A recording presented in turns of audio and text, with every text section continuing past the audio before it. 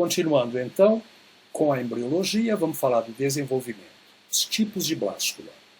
Primeiro nós temos, isso eu acredito que a blástula de animais com segmentação radial vocês estudaram no colégio, as outras muito provavelmente não. Mas a blástula de animais com segmentação radiais é a chamada celoblástula, ou seja, uma blástula que tem uma cela, que tem uma cavidade.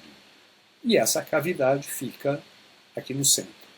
Então, lembrando o que vocês estudaram no ginásio, você vai ter o zigoto formado, as células vão proliferando, é a segmentação, a clivagem radial, então vocês têm as células todas organizadinhas, tudo bem disposto, e aí, chegando num determinado momento, as células se afastam e formam um espaço interno, que é a primeira cavidade do embrião, cavidade primária, que é a chamada blastocela. Essa blastocela, que vocês viram que pode ser persistente, confundida com hemocélio, confundida com o pseudoceloma e assim por diante. Mas seria essa cavidade que está aqui. Agora, nos animais que têm segmentação espiral e que têm a formação de polos animal e vegetal, você tem células maiores aqui na parte de baixo, células menores no topo, em cima, aqui seria uma vista superior. Então, você tem a formação de polos animal e vegetal. E se você cortar esse embrião, ele é maciço por dentro, não tem nenhuma cavidade. Então, nós temos a chamada estereoblástula. Naqueles animais, que são principalmente acho que exclusivamente os vertebrados, em que o embrião fica em cima, lembra que tem aquela clivagem meroblástica? Então, esse embrião vai formar uma blástula em forma de disco que fica só na parte de cima do vitelo. É a chamada discoblástula, que embaixo tudo vitelo. E daquele ovo de artrópodes que era centrolécito, lembra que tinha o vitelo ao redor do núcleo e tal? Bem, nesse caso forma-se uma periblástula. O vitelo continua estando no centro e aí as células formam uma camada por fora circundando esse vitelo. Então é a periblástula, típica de artrópodes. Não aparece em outros grupos. Só que artrópodes são 95% dos animais, então vocês imaginem que é a maioria dos bilatéria. Continuando, gastrulação. Gastrulação, a formação da gástrula, ou seja, quando aparecem os dois primeiros folhetos embrionários. Ectoderme por fora, a endoderme por dentro, revestindo o tubo digestivo, o arquênteron, no caso do embrião. Então, naqueles animais radiais que tinham clivagem radial, portanto, formação de uma blastocela, como é que ocorre a gastrulação? A gastrulação ocorre por invaginação, como se fosse uma força aplicada aqui embaixo.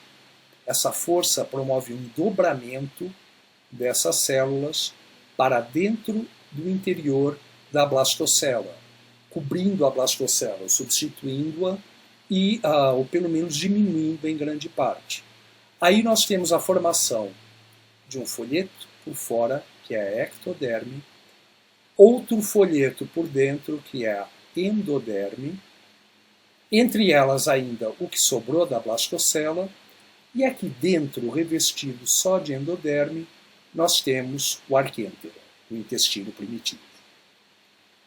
Passando para o segundo caso, os animais com desenvolvimento espiral, com polos animal e vegetal, com células em cima, na parte superior, no polo animal, que proliferam muito mais rapidamente do que as células do polo inferior, polo de baixo.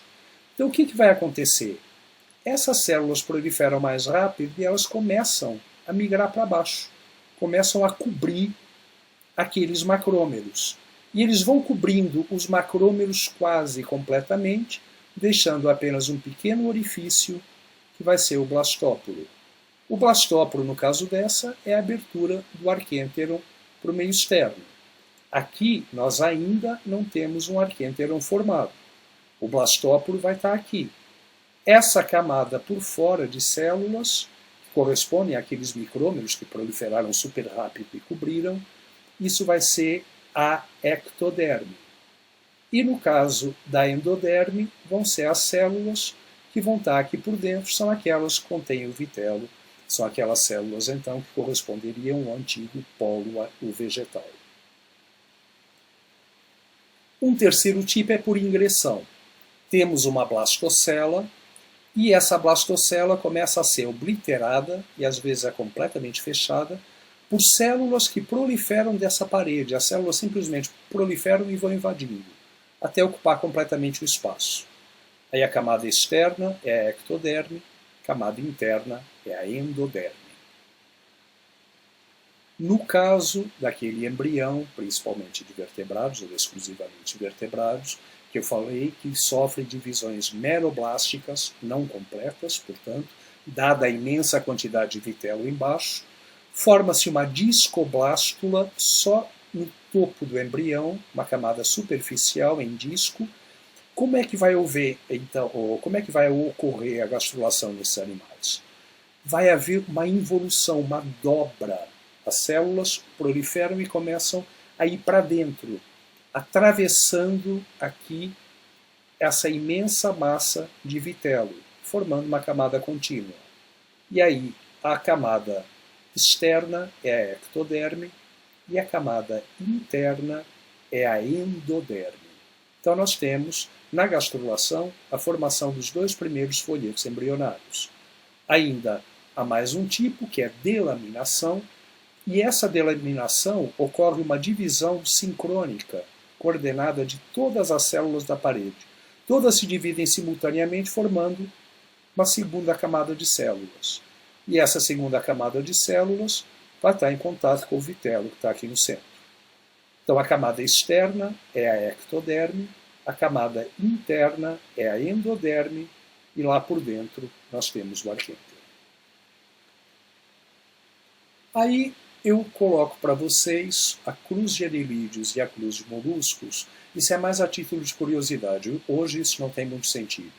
Mas no passado havia dúvidas com relação à posição de alguns grupos, como Sipúncula e Echiura, e aí ia-se para evidências embriológicas, como essa cruz, e para ver a afinidade, para tentar descobrir a afinidade dos grupos, se Sipúncula seria mais parecido ou mais próximo à Anélida ou à Molusca, e a mesma coisa para Echiura.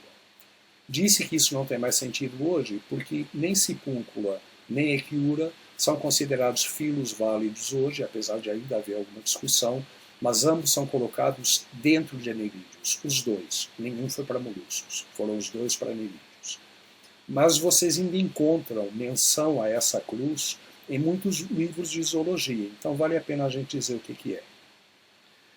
Vejam, no estágio de 64 células, você olhando do topo do embrião do polo animal, vai haver 4 células dispostas em cruz, dispostas em uma roseta, tanto em moluscos quanto em anelídeos. Essas células, então, elas vão ter continuidade através de células no entorno, que no caso de moluscos formam fileira, no caso de anelídeos, formam fileiras que vão entre os braços da cruz. Então formam aqui como se fosse um X. Enquanto no caso de moluscos, essas células elas estão alinhadas com o próprio eixo da roseta. Então forma-se um mais. Aí eles constataram que nos equiuros havia um padrão que lembrava mais esse X de anelídeos. Então cogitava-se que Echiura fosse mais próximo à Anélida, enquanto o Sipúncula tinha um padrão mais parecido com o de moluscos e, portanto, supunha-se que eles fossem mais relacionados à molusca. Como eu disse, hoje isso tudo caiu por terra, tanto Sipúncula como Echiura, principalmente Sipúncula, mas a Echiura também já são considerados anelídeos, não resta realmente muita dúvida. Na verdade, eu falei principalmente Sipúncula, mas não. Quem foi primeiro foi Echiura e Sipúncula é mais recente. Mas, de qualquer maneira, nenhum dos dois hoje é considerado um filo válido. Formação do celoma. para concluirmos essa parte da embriologia. Temos dois processos, em animais radiais e em animais espirais, mais uma vez. Formação do celoma por enterocelia, no caso dos animais radiais, ou formação do celoma por esquizocelia, no caso dos animais espirais. Bem, eu falei para vocês que no caso dos animais espirais, toda a mesoderme se origina da célula 4Dzinho, do mesentoblasto, que se localiza na extremidade posterior do embrião. Então aqui nesse esquema é o embrião em corte, aqui seria o trato digestório, aqui você tem a boca, gut, né, intestino, o ânus aqui, porque é o animal com tubo digestivo completo, e nós temos aqui já uma maçaroca de células derivadas da 4Dzinho. Então nós já temos a mesoderme em formação. Então, lembro que isso está em corte, então na verdade seria uma estrutura cilíndrica em forma de barril, né? O interior seria o trato digestivo. E aqui na parede nós temos então um anel ao redor desse tubo digestivo, lembrando que é em corte. Esse anel então, ele daria a volta aqui na frente, aqui atrás, formando toda uma estrutura circular aqui. Aí as células dessa estrutura celular se afastam entre si, formando um espaço interno, então um espaço delimitado totalmente por mesoderme, por um epitélio mesodérmico, que vai ser o celoma. E o epitélio seria um peritônio ou outro mesotélio qualquer, conforme o nome que se dê em diferentes grupos. Mas mantém-se aqui embaixo uma massa de células derivadas originalmente dessa primeira massa. Essa massa continua proliferando, forma uma nova camada, forma um novo anel, uma nova bolsa, e aí o outro, ou seja, a adição de novos segmentos, no caso de um anelídeo, se for um animal metabolizado, é sempre pela região posterior do corpo. Sempre. É o crescimento teloblástico, que eu tinha falado agora há pouco para vocês. E isso é característico, então, de um celoma por esquizocelia. Pode haver muitas câmaras celômicas ao longo do corpo. Sendo um animal metamerizado, nós temos então a formação dos metâmeros. Se não for um animal metamerizado, pode haver apenas uma câmara celômica, no caso de moluscos, mas de qualquer maneira é a formação do celoma por esquizocelia, típica de animais espirais. Já os animais radiais têm um processo que é chamado enterocelia. Entero é intestino. Ou seja, a formação do celoma se dá através do intestino, do arquêntero. Como? O celoma forma-se, ou a mesoderme, desculpa, não é o celoma, mas a mesoderme em si forma-se a partir de 3 evaginações que se destacam do arquêntero. Como? Forma-se uma primeira, então isso, lembrando que é em corte, então seria cilíndrico esse embrião. Então nós temos uma primeira evaginação se formando aqui, seria a protocela, uma segunda se formando do meio e uma terceira embaixo. Vejam, isso é extremamente importante. Esse celoma é sempre tripartido, há 3 câmaras celômicas. Celoma tripartido é típico de animais enterocélicos. Pode haver animais esquizocélicos com celoma tripartido? Pode, é só ele ter apenas 3 metâmeros. Pode muito bem acontecer. E já houve grandes confusões e continua havendo entre animais serem esquizocélicos ou enterocélicos por causa do número 3. Mas, para todos os zoólogos, assim que você vê um celoma com 3 câmaras, um celoma tripartido, isso é um gatilho que imediatamente dispara para um zoólogo que esse animal é deuterostômio. Por causa disso já foram descritos filos, o filo Pogonófora e o filo Vestimentífera, foram 2 filos separados, que tinham o celoma dividido em 3 partes, foram considerados deuterostômios, e mais tarde descobriu-se que esses animais não só não eram deuterostômios, mas protostômios, como eram anelídeos de uma família de antianelídeos. Então ambos os filos foram sinonimizados numa única família de anélida. Por quê? Tudo porque tem celoma dividido em 3. Então não necessariamente um celoma tripartido é típico de animais enterocéricos, mas todos os animais enterocéricos têm um celoma tripartido, embora ao longo da ontogenia, frequentemente uma dessas câmaras, principalmente a primeira, a protocela, possa desaparecer. E no adulto você veja apenas 2 câmaras. Mas na embriologia você vê a presença de 3. Então esse é o celoma enterocérico. Comparando então, na esquizocelia, embriões em corte, enquanto na esquizocelia a mesoderme se origina sempre a partir da região posterior e a formação das bolsas celômicas é sempre a partir da região posterior e em sequência, de maneira que quanto mais anterior for uma câmara, mais antiga ela é no corpo do animal. No caso do celoma enterocérico, o que acontece é a formação, o desprendimento de evaginações de bolsas que saem da parede do arquêntero, dando origem a 3 câmaras celômicas, que são a protocela, mesocela e metacela, embora no indivíduo adulto, alguma delas, principalmente a protocela, possa estar ausente. Comparando então animais protostômios e deuterostômios, se vocês forem lembrar da tia do ensino médio, vocês tinham uma diferença básica. Nos protostômios, o blastóporo, aquele poro do embrião, do arquêntero, o blastóporo origina, no caso dos protostômios, a boca, e no caso dos deuterostômios, o ânus. É correto isso? Quase. Não é exatamente correto. Por quê? Porque tanto boca quanto ânus se originam de invaginações da ectoderme. Então, invaginações ectodérmicas, que entram.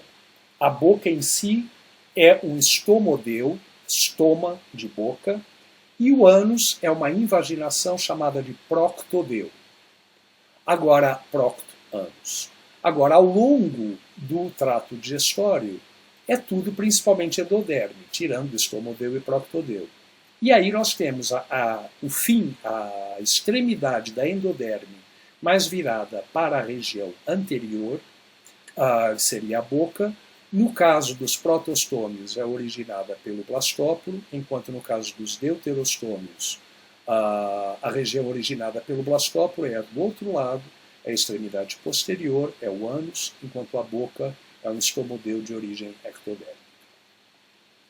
Então, comparando aqui, vamos ver. A gente tem muito mais elementos hoje para poder definir protostômios e deuterostômios do que apenas essa diferença de blastóporo originar boca ou ânus, entre aspas.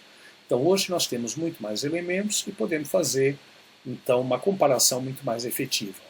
Com relação ao tipo de clivagem, se vocês lembrarem, os animais protostômios têm clivagem espiral e determinada, portanto, enquanto os deuterostômios têm clivagem radial e indeterminada.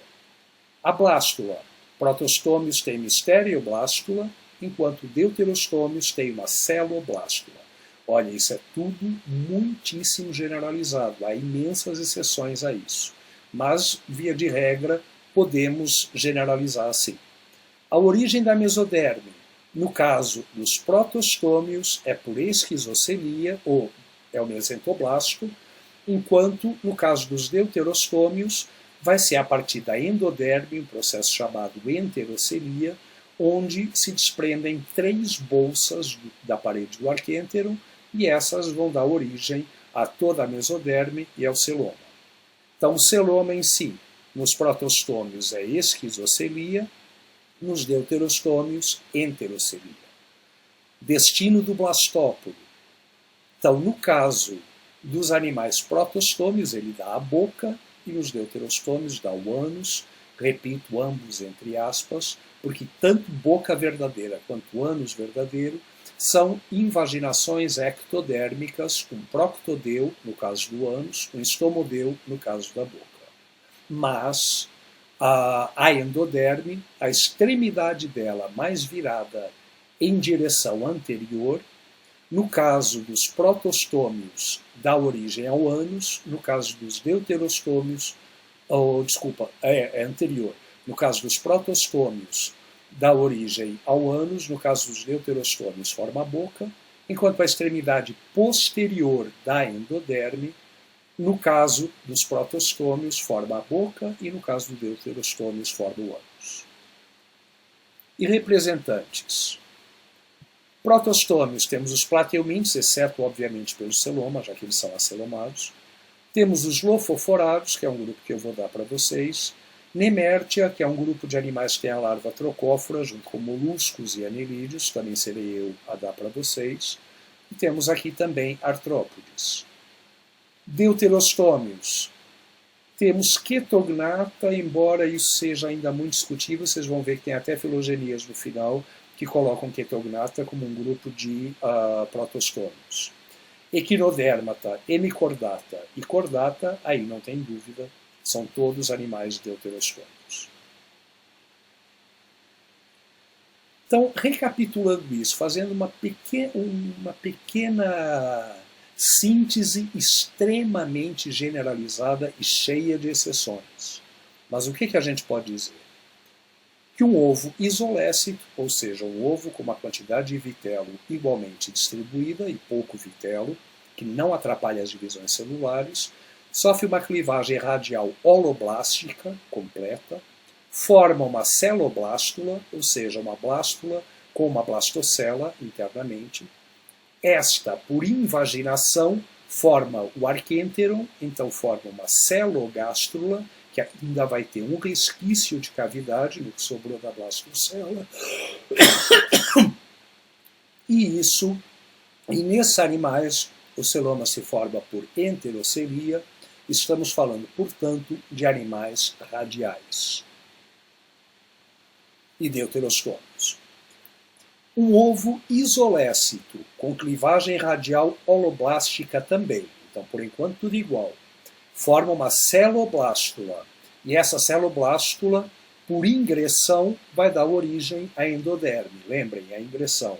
As células proliferam, simplesmente aleatoriamente, aparentemente, para dentro da blastocele. Isso é típico de animais diploblásticos. Terceiro, um ovo pouco telolécito. Então, já há uma quantidade de vitelo que dificulta, mas não impossibilita, as divisões celulares. Então, nós temos uma clivagem holoblástica, ou seja, as divisões são possíveis, mas ela é em espiral. Forma-se uma estereoblástula, ou seja, uma blástula maciça, sem cavidade. Ela é maciça internamente. Essa blástula vai sofrer o processo de gastrulação por epibolia, ou seja, as células do polo animal dividem-se mais rápido e começam a crescer por cima do polo vegetal, cobrindo-as completamente. Então, as células de dentro, correspondendo ao antigo polo vegetal, vão dar origem à endoderme, enquanto as células de fora vão ser as células da ectoderme. Forma-se então uma estereogástrula, que é uma gástrula também maciça, e o celoma se forma por esquizocelia, a partir da célula 4Dzinho, toda a mesoderme, tudo isso são animais com segmentação em espiral e são, portanto, protostômios. Ovo moderadamente telolécito, ou seja, fracamente telolécito, ele permite as divisões celulares. Só que vai haver uma clivagem espiral modificada. O que isso quer dizer? Ninguém sabe. Não é tipicamente clivagem espiral, nem é clivagem radial. Dependendo de onde o animal fica nas filogenias, a gente diz que esse animal tem uma clivagem radial modificada ou espiral modificada. Claro que não deveria ser assim, mas muitas vezes acaba se adotando isso, porque os padrões são bastante diferentes da típica radial ou típica espiral. Bem, esse animal forma então uma celoblástula, uma blástula com uma cavidade interna, que vai ser invadida por ingressão. Então as células da parede proliferam para dentro dessa celoblástula, e isso ocorre em animais pseudocelomados. E finalmente, um ovo fortemente telolécito, com tanto vitelo que não há a formação da membrana plasmática na parte inferior do embrião. Esse ovo fortemente telolécito, se não forma a membrana plasmática, sofre uma clivagem meroblástica, apenas superficial, formando uma discoblástula, E por involução, lembrem, as células proliferam atravessando o vitelo, por involução vai formar uma discogástrula, estamos falando de animais deuterostômios e vertebrados.